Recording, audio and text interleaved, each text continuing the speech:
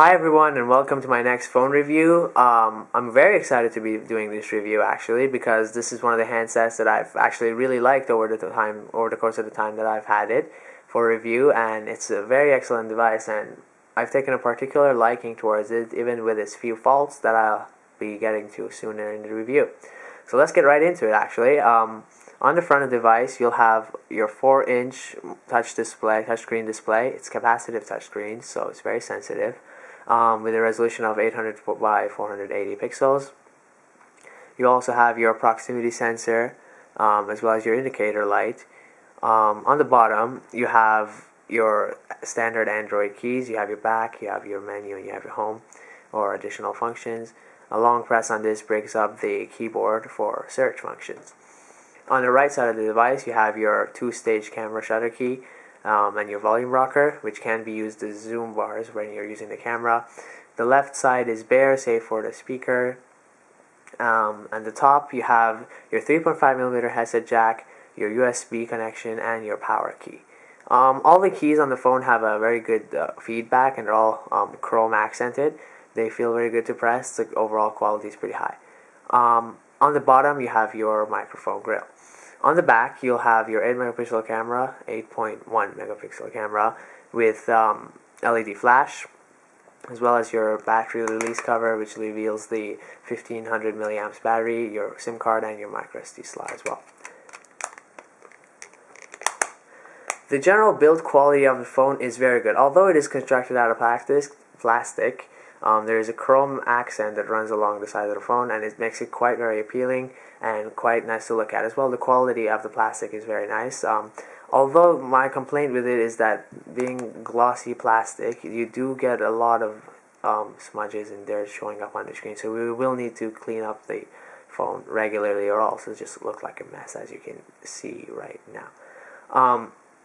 But other than that, it's a very very good device. It's rather large considering it has a 4-inch screen. A lot of people were overwhelmed by the size of the phone, but I guess you see that coming with when you're dealing with a 4-inch screen.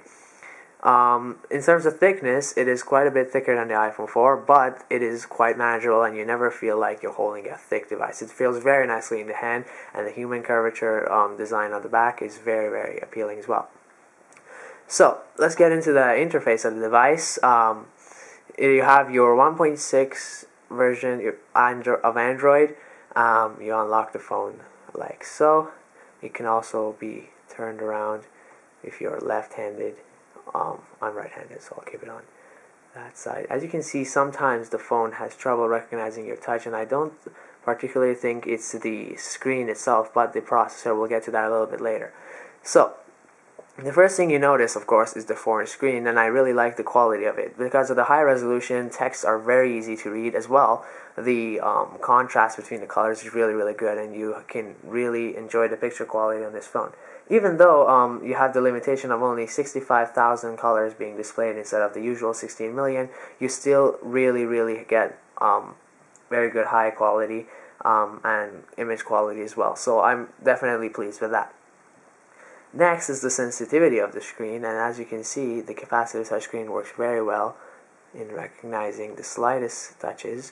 However, once again, limited by the processor. When I'm moving through the home screens, you can see if I do it quickly, it's alright, right? But if I go slowly, you can see, if I go slowly, you can kind of see it doesn't go smoothly. It's very jarred and almost choppy in the transition. So, the Snapdragon processor kind of skimps out here in terms of performance, which you would not expect. I suppose it may be the limited RAM, which is only 384 rather than 512 that we're used to from other smartphones with 1 GHz processors, but you do kind of expect a little bit better performance, so a little bit disappointing here that we have slight lags and stuff like that. You'll see them throughout the phone's interface, that some of the lags, especially in launching the two proprietary applications that Sony Ericsson has introduced with this phone that are part of their marketing that differentiate this phone from others.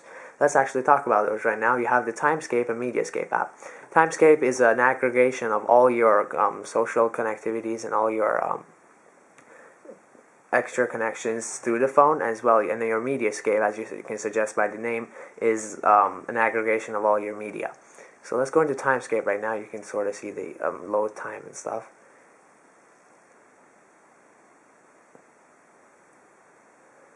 It does take quite a bit to load up, and then it still takes a little longer to load up everything here. It takes about 10 seconds, which isn't as fast as you'd like at all. So that's not that great. But once you get into it, it's quite smooth. You do have occasional lag when scrolling through this 3D menu of tiles, but it's very appealing and it's very good looking. So you definitely like that, especially the transitions between them are really, really nice.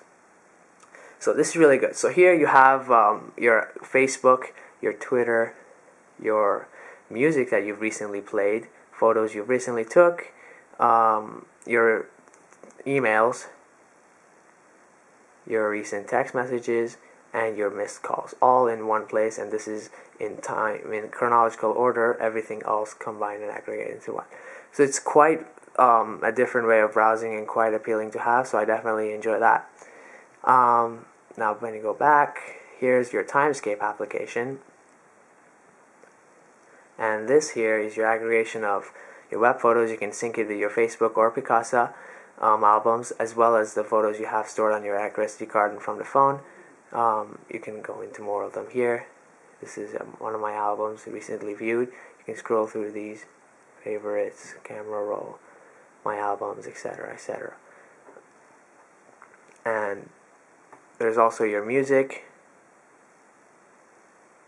You do see the occasional stutter in the lag in the transition and eye candy, and your video as well. So these apps are really what set this phone apart from other Android devices, and I really find them appealing. They're quite useful and quite nice to have on a device like this, and they definitely add to the user experience. I just wish they weren't as slow to respond as they are.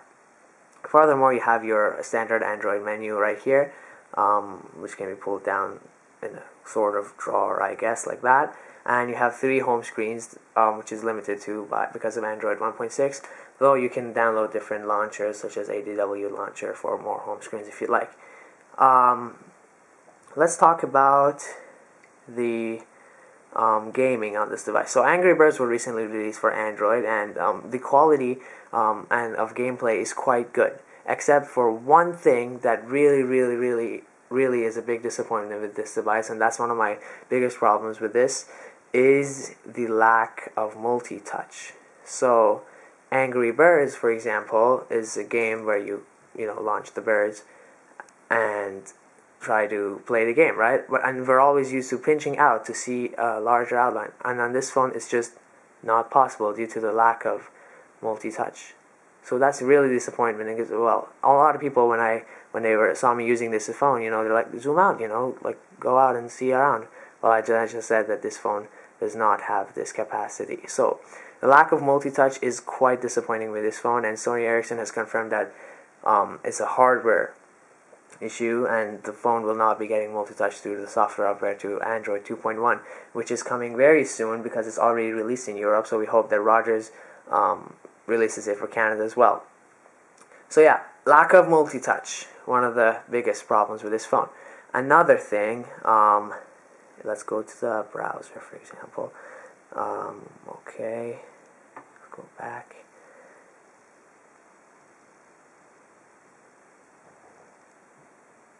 Okay, the browser experience is quite good, and the 4-inch display is definitely a great thing to have to use the browser, right? But once again, the lack of multi-touch really hampers you here. Another thing I want to talk about is the messaging application. Where is messaging? Messaging application. So the keyboard that you have with this device is the standard Android keyboard.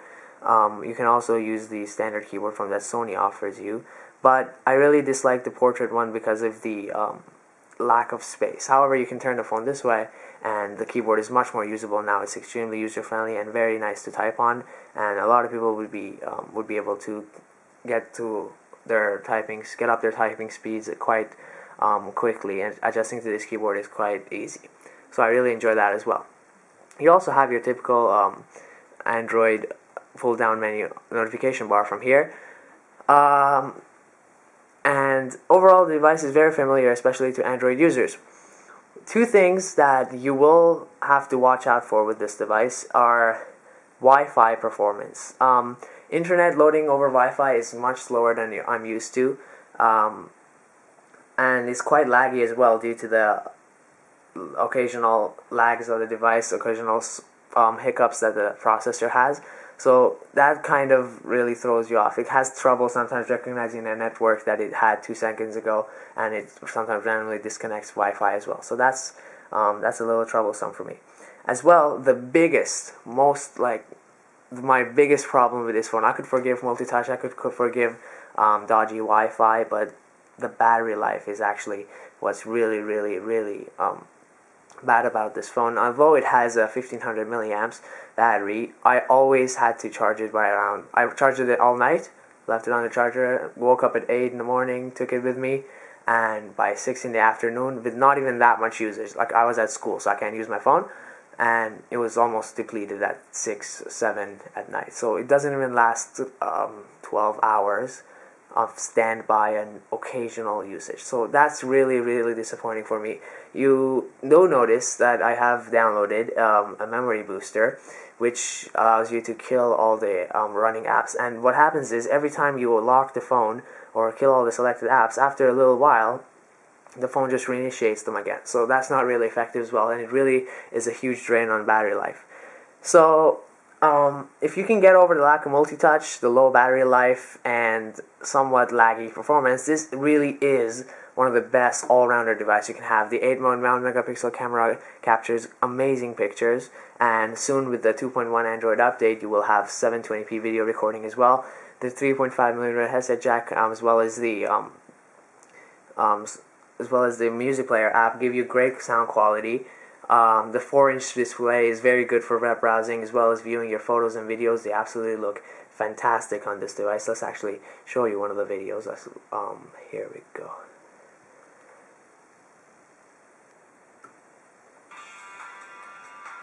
Oh, it's at the end.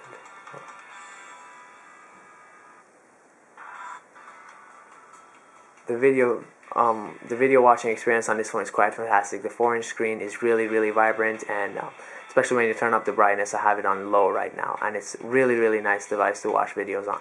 So in terms of multimedia, this is definitely a powerhouse, and with the recent price drops, it's definitely worth it. As soon as you get Android 2.1, you will really like this device a lot more than I already do. It's only 1.6 that I have it right now, and it's still one of the most appealing devices for me. I really, really like it. I just can't get over the battery life, although it may be my problem only. Other people that I've read up on do not really report such a huge problem with the battery life, so I don't know. But I like to use my phone once in a while, and if it can't get me through a whole 12-hour, at least 12-hour day, with occasional usage, then that's really, a down point for me. That's basically it. Hope you guys enjoyed this review. So this phone is definitely recommended, except for lack of multi-touch, low battery, and stuttery performance. Otherwise, it's a great device, great looking device. It's very, very good looking and handsome. With great multimedia capabilities with the camera, video and photo quality. Everything is great except for those that I mentioned. Thank you very much for watching this review, and I will be back soon with more reviews. Hope you guys enjoyed it. Have a good weekend.